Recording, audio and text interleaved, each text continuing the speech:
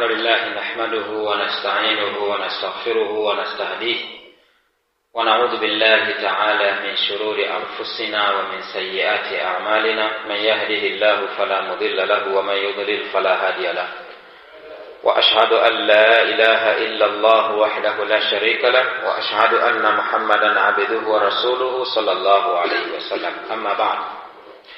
Ndugu zangu katika imani, baada ya kumshukuru Allah tabaraka wa taala na kumtakia sala na salamu mtume wetu Muhammadin sallallahu alayhi wasallam, enyi ndugu zangu wa bora, na kuhusieni na kuihusia nafsi yangu katika kumcha Allah subhanahu wa taala. Mafanikio ya Muislamu yapo katika kumcha Allah subhanahu wa taala.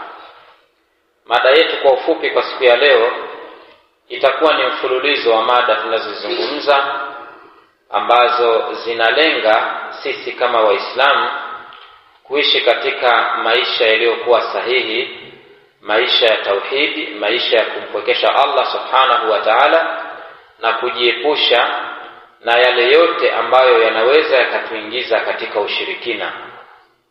Kwa sababu Allah subhanahu wa ta'ala ameuzungumzia ushirikina kwa sura mbaya sana. Amewazungumzia washirikina wote ambao wanamshirikisha Allah katika ulimwengu huu, wakifa hali ya kuwa hawajatubu na dhambi hiyo, basi moja kwa moja wataingia katika moto wa jahannam, wal-iyadhu billah. Sasa shirki imejificha sana, lakini shirki hii inafanyika sana katika miji yetu na katika majumba yetu. Yawezekana mtu afahamu kwamba hili analolifanya ni katika shirki, au yawezekana analifahamu labda kwa sababu ameikuta jamii yake ipo katika mazingira hayo, amewakuta watu wake wapo katika mazingira hayo, basi naye anaendelea kulifanya. Kumbe anaingia katika ushirikina ambao unampa wakati mgumu, au utampa wakati mgumu baada ya kuondoka katika ulimwengu huu wa dunia na kukutana na Allah subhanahu wa ta'ala. Ndugu zangu katika imani, naomba mnisikilize, mnipe masikio yenu, tuangalie shirki ambayo inayofanyika katika zama zetu.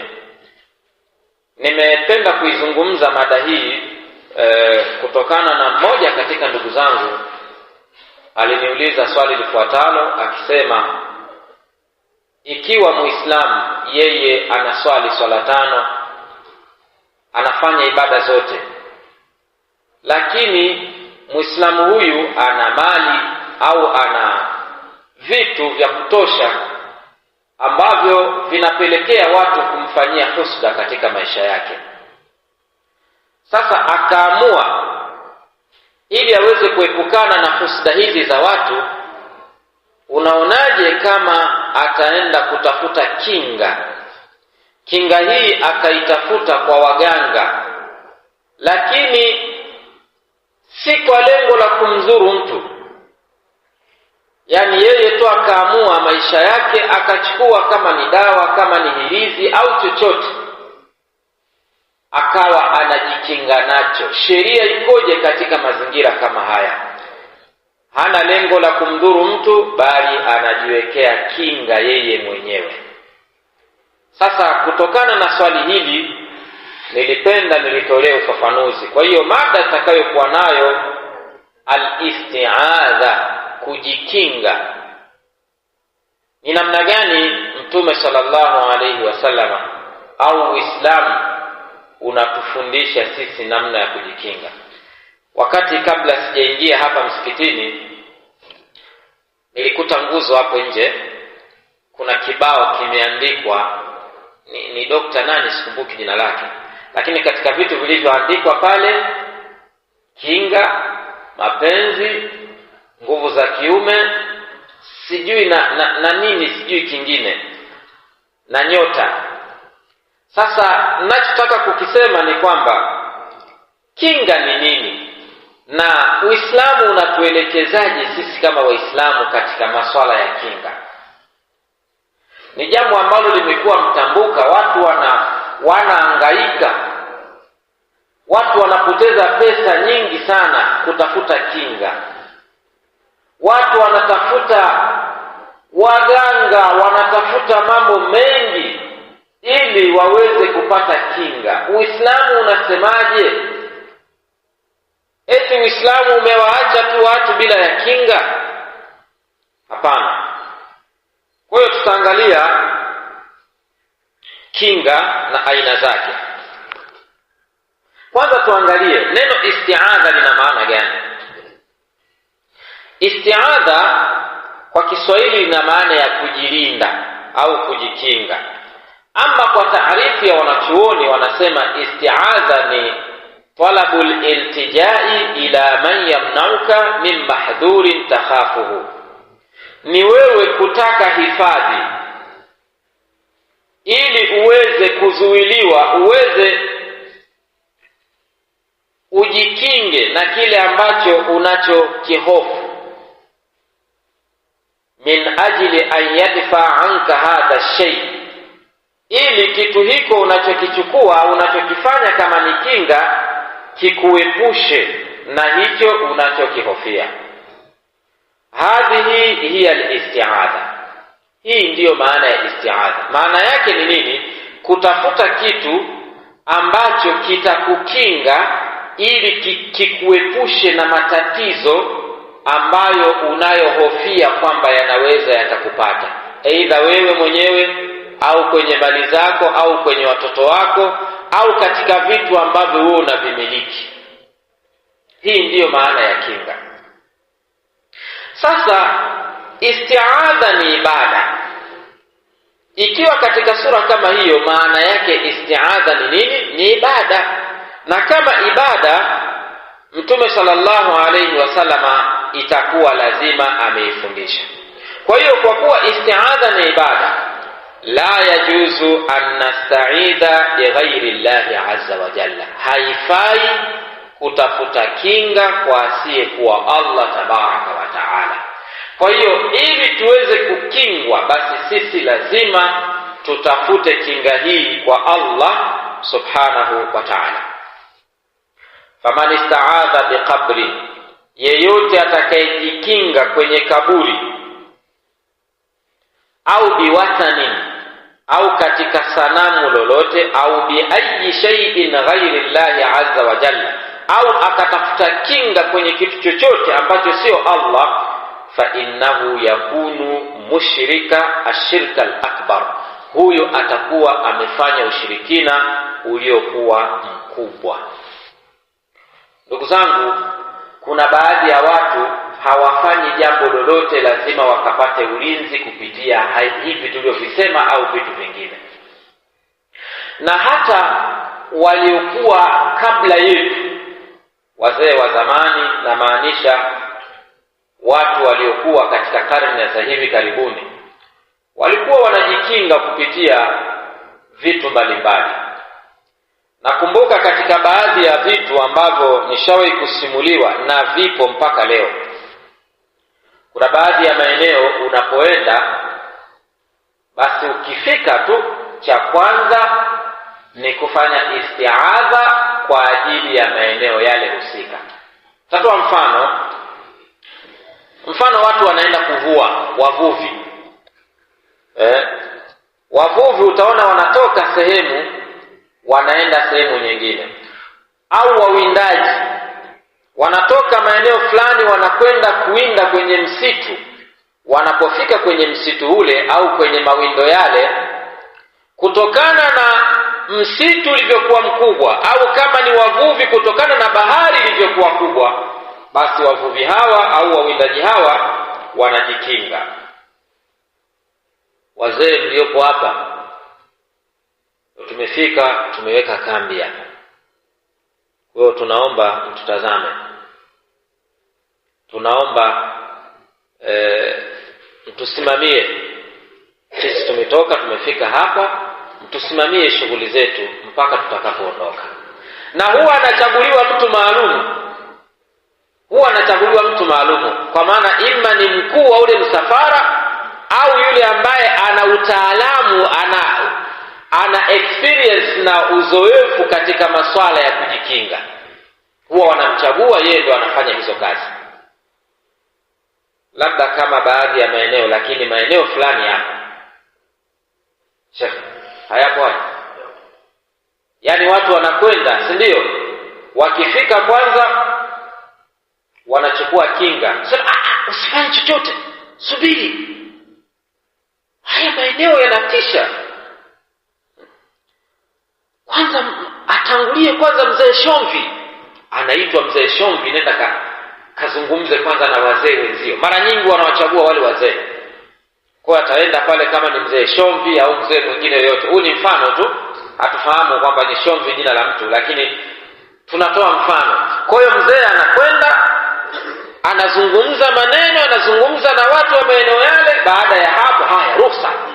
Watu sasa wanaingia kazini, wanaenda kufanya kazi. Hii ni shirki kubwa kabisa. Na shirki hii Allah subhanahu wa ta'ala ameizungumza katika surati al-Jinn aya ya 6. Allah anasema wa annahu kana rijalun minal ins ya'uduna birijalin minal jinn fazaduhum rahaqa. Wa annahu kana rijalun minal ins, na hakika kulikuwa na wanaume katika wanadamu, ya'uduna birijalin minal jinn, wakijikinga kwa wanaume wa kijini. Kwa wakifika sehemu wanaenda kuzungumza na wazee wa pale, fazaduhum rahaqa. Kwa hiyo Allah anasema kwa kuwa walikuwa kwenye hali hiyo, na sisi tukawazidishia taklifa, tukawazidishia woga, wakawa wanapotoka sehemu yoyote hawawezi kufanya jambo lolote mpaka kwanza waongee na mashaitani, kwa sababu walianza wao wenyewe, wakaenda kujikinga, mashaitani wakawazidishia hofu na woga, wakawa watu wanaogopa. Ndio mpaka leo kitembea, mkifika kwenye msitu, basi kwanza hakuna kuwasha kwanza moto hapo. Subiri kwanza. Wale watu wa magari wale, utakuta kama gari yao imeharibika njiani, wale wasafiri wale wanakuambia subiri kwanza. Wanachukua majani kidogo, wanakata, wanaweka kule, wanachomeka huku, matawi mengine wanachomeka kule, wanachomeka kule. Haya, sasa shukeni. Hizi zote ni katika aina za ushirikina. Tumeelewana vizuri eh? Kwa hiyo ni mlango ambao ni mzito sana. Ushirikina huu upo katika mazingira yetu na jamii yetu. Kwa hiyo hii ndio hali ambayo iliyokuwa.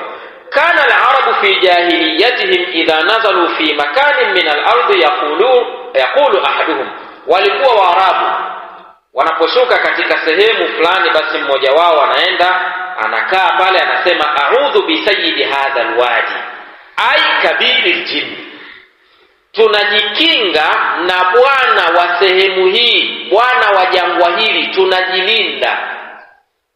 Sisi mara nyingi tunatumia wazee, hatutumii majini. Tunasema tunajikinga na wazee waliopo katika mji huu. Ukisikia wazee, wanakusudia wale majini walioko pale ili wasiwadhuru. Kwa hiyo ni shirki. Mtume sallallahu alayhi wasallama akatukataza katika sura kama hiyo, na akatueleza mbadala wa kufanya.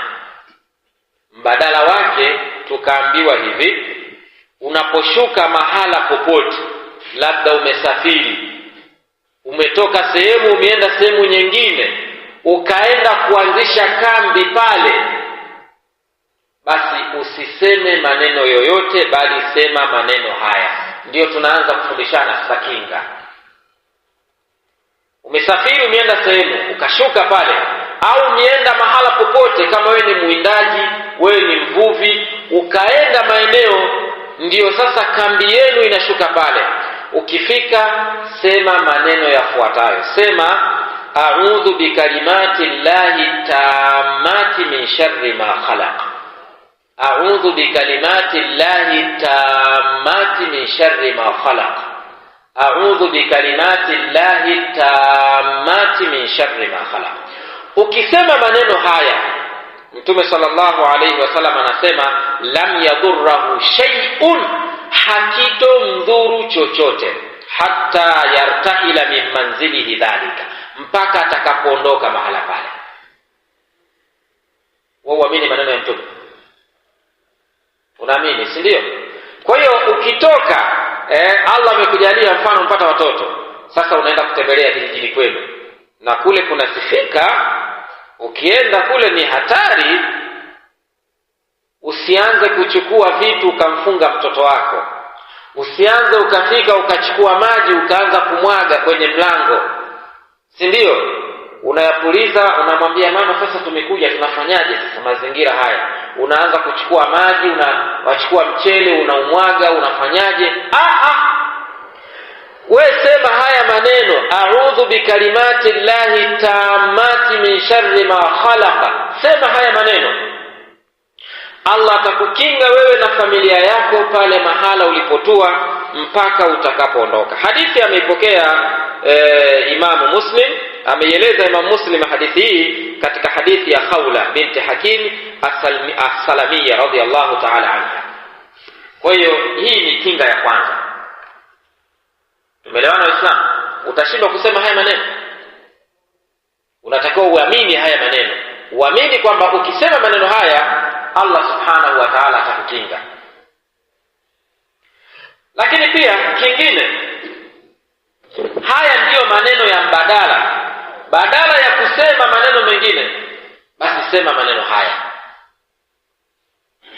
Tunaona baadhi ya watu wanapoenda kuoa katika familia fulani fulani, wanapotoka sasa, mwali ndo anatoka sasa, yule mke anatoka anaenda kwa mume baada ya sherehe imeshafanywa, anatoka. Nadhani haya ninayozungumza yatakuwepo na mtayajua, na yapo. Wakati anatoka, kuna bibi mmoja anakuja, anakuwa na mchele, anachukua ule mchele. Sasa mwali ndio anatoka sasa, anaenda kwa mume, anaanza kuchukua ule mchele, anaurusha, si ndio? Au hamjaona? Anachukua mchele. Hii ni mila tu, haina chochote. Ule ni ushirikina. Maana yake ile ni kinga, anakingwa yule binti asipatwe na husda huko kwenye ndoa yake, asipatwe na matatizo yoyote katika ndoa yake. Hile ni shirki, unatakiwa uikemee. Ni itikadi fulani ambayo watu wameizua kwa malengo ya kwamba huyu mwana anayeondoka asipatwe na matatizo, wanachukua ule mchele wanamrushia. Ukiona katika sura kama hiyo, shekhe, kemea. Na kama ipo katika familia yenu, si ndio Shekhe Muna? Yapo haya. Baadhi ya maeneo ya pwani huwa wanachukua mtama, muda mwingine ni mtama, au wengine huwa wanachukua maji wanamwagia. Usimtoe bwana, wewe unamtoa mwali kabla ya bibi yake. Bibi yake kasema usimtoe. Bibi anakuja pale na mchele wake kaweka kwenye kikapu au kwenye ungo, anauchukua na anaumwaga mbele yake, na kuna maneno yanasema, haya ndo anaondoka tena mjukuu wenu huyo, tunaomba mkamlinde huko, mahusuda, ndoa idumu. Watu wanashangilia, wanapiga vigeregere, kumbe ni shirki. Subhanallah, ule ni ushirikina sasa. Kwa hiyo wewe unapotaka kujikinga na ushirikina, tumia haya maneno. Chukue mke wako, nenda naye, akishafika sema haya maneno, a'udhu bikalimati llahi tammati min sharri ma khalaq. A'udhu bikalimati llahi tammati min sharri ma khalaq. Umemaliza, Allah subhanahu wa ta'ala atakukinga. Hiyo ni moja katika kinga ambayo Muislamu anatakiwa kuijua na kuiamini. Lakini katika kinga zingine, sisi tumeambiwa na Mtume sallallahu alaihi wasallam, kila baada ya swala tunatakiwa tufanye adhkari, si ndio? Katika adhkari hizo tumeambiwa tusome qul a'udhu birabbil falaq, lakini pia tuliambiwa tusome qul huwallah, lakini pia tuliambiwa tusome qul a'udhu birabbin nas, lakini pia qul a'udhu na ayatul kursi. Hizi ni kinga. Msikia? Hizi ni kinga. Mfano, Unaposema qul a'udhu birabbil falaq, sema najikinga kutokana na Mola wa falaq. Falaq ni asubuhi, yani pale jua linapochomoza. Kwa hiyo najikinga kutokana na Mola wa falaq. Mola wa falaq ni nani? Mola wa asubuhi ni nani? Ni Allah subhanahu wa ta'ala. Kwa hiyo unajikinga na Allah subhanahu wa ta'ala. Qul a'udhu birabbil falaq, ay rabbis subhi idha asbaha, najikinga na Mola wa asubuhi, asubuhi inapoingia. Unajikinga na kitu gani? Min sharri ma khalaq. Maana yake ulinzi unautaka kwa nani? Unautaka ulinzi kutoka kwa Allah. Min sharri ma khalaqa, kutokana na shari zote alizoziumba. Kila shari aliyoiumba basi unataka hifadhi kutoka kwa Allah. Hadha yashmalu sharra jami'il makhluqat, inakusanya shari zote za viumbe wote. Hivyo ukajikinga na maneno kama haya. Shekhe, kuna mchawi wote atakuchezea? Au ndo hauna imani? Anasema unapobebwa, wana kauli yao wanasema unapobebwa ushikilie. Wanamaanisha kwamba unapotaka kufanya kinga tumia na vitu vingine, usiamini tu Qur'ani, ubebe ujishikilie. Haya ni maneno ya kishirikina haya. Kwa hiyo unaposema haya maneno qul a'udhu birabbil falaq min sharri ma khalaqa, hadha yakfika an kulli isti'adha. Maneno haya yanakutosha wewe kutokana na kinga ya aina yoyote, mimma yafaaluhu an-nas, kutokana na yale wanaoyafanya watu. Wa min sharri ghasiqin idha waqaba, na najikinga kutokana na giza linapoingia, giza la usiku. Giza la usiku lina vitu vingi, kuna wachawi. Kwa hiyo unamuomba Allah akukinge kutokana na lile giza na shari za ule usiku. Usiku na al-wuhush, wanyama asba, wanyama wakali. Kwa hiyo unaweza ukaingia katika hatari. Ili uingie katika hatari unajikinga na Allah na hii sura qul a'udhu birabbil falaq min sharri ma khalaq wa min sharri ghasiqin idha waqaba, na najikinga kutokana na usiku unapoingia. Wa min sharri naffathati fil 'uqad, na kutokana na shari ya wale wenye kupuliza katika mafundo. Unafikiri hao wanaopuliza ni wakina nani?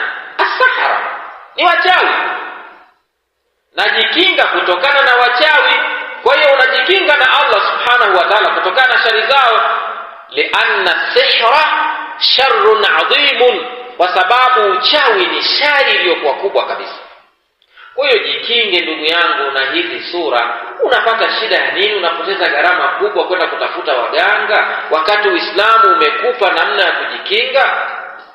Mwisho Allah anasema wa min sharri hasidin idha hasada, na anajikinga kutokana na shari ya hasidi pale anapohusudu. Hasidi ni nani?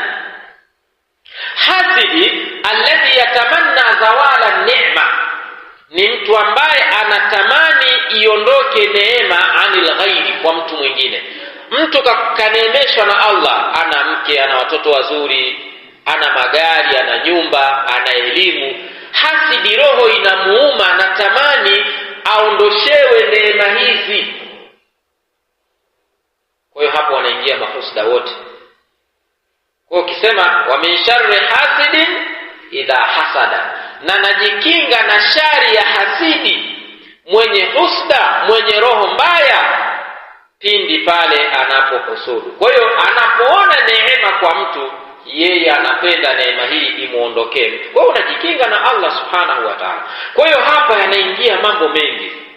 Miongoni mwa hayo wayadkhulu fihi al-ainu, mwenye kijicho anaingia. Unaposoma dua hii, unaposoma sura hii kwa imani kabisa, kijicho hakiwezi kukipata. Alladhi yusibu bi nadharati, lianna al-isabata bil aini naw'un min al-hasad, kwa sababu Kusibiwa na vijicho ni aina ya husda. Kwa jikinge kwa Allah subhanahu wa ta'ala kwa kusoma hii sura. Lakini pia sura nyingine ambayo pia unaweza ukajikinga nayo ni qul a'udhu birabbin nas. Sema najilinda kutokana najikinga kwa Mola wa watu, ilahi nas min sharri alwaswasil khannas alladhi yuwaswisu fi suduri nas min aljinnati wan nas. Pia unajikinga kwa Allah subhanahu wa ta'ala kutokana na hizi shari za hawa watu. Lakini pia bila kusahau unaweza ukasoma ayatul kursi. Bahati mbaya waislamu wengi kama sio asilimia kubwa hawaijui ayatul kursi. Allahu la ilaha illa huwa al-hayyul qayyum la ta'khudhuhu sinatun wala nawm lahu ma fis samawati wa ma fil ardi mpaka mwisho. Jikinge na hizi aya. Kwa hiyo tumalizie muhadhara wetu mfupi namna ya kujikinga. Tulisema unapofika sehemu yoyote utasoma nini? Utasema a'udhu bikalimati llahi tammati min sharri ma khalaqa. Unaweza kusoma mara 3 au mara 2, mara 4. Mara 3 inakuwa ni bora zaidi. Kwa sababu mara nyingi mtume katika dua zake alikuwa anafanya mara 3. Utayasoma haya maneno, utateremka pale, kama mizigo yako utaingiza ndani, hato kudhuru yoyote mpaka utakapotoka katika maeneo yale. Kinga nyingine ya kuikinga familia yako, kukinga mali zako, kujikinga we mwenyewe, kila baada ya swala au baada ya salatul fajr utasoma ayatul kursi, utasoma suratul ikhlas mara 3, qul a'udhu birabbil falaq mara 3, qul a'udhu birabbin nas utasoma mara 3. Na kuna adhkari nyingine zipo nyingi za kutosha kabisa. Lakini ukitosheka na hizi pia sio mbaya. Kwa hiyo kila baada ya sala soma ayatul kursi, soma hizo sura tulizozieleza, halafu mkabidhi Allah subhanahu wa ta'ala, maisha yako yatakuwa katika ulinzi. Kwa hiyo hakuna haja ya kwenda kwa mganga, hakuna haja ya kupoteza mali, hakuna haja ya kupoteza muda wako kwenda kuangalia vitu ambavyo havina faida yoyote katika ulimwengu wako wa dini na katika ulimwengu wako wa kidunia. Kwa hiyo ndugu zangu, leo nilikuwa nataka niwaambie haya. Jitahidi Muislamu udumu na hizi adhkar. Baada ya swala zisome, baada ya salati al-fajr zisome mara 3, baada ya salatu al-fajr zisome mara 3. Lakini pia baada ya salatu al-maghrib zisome pia mara 3. Baada ya swala zingine utasoma mara 1. Ndio utaratibu upo katika mazingira hayo. Ukidumu katika mazingira haya, hatoweza mchawi wa aina yoyote kuja kukuchezea wewe na familia yako na mali yako na duka lako na chochote. Hatoweza kukuingia na hatimaye atakuona, sema wale watu wachawi bwana. Ukienda pale unaona bahari, kujua tayari. Kwa hiyo ndugu zangu, tushikamane na Uislamu wa sawa sawa, mafundisho haya ya Mtume sallallahu alaihi wasallam bifahami salafi hadhihi al-umma. Wallahu a'lam. Subhanakallahumma wa bihamdik, ashhadu an la ilaha illa anta, astaghfiruka wa atubu ilaika.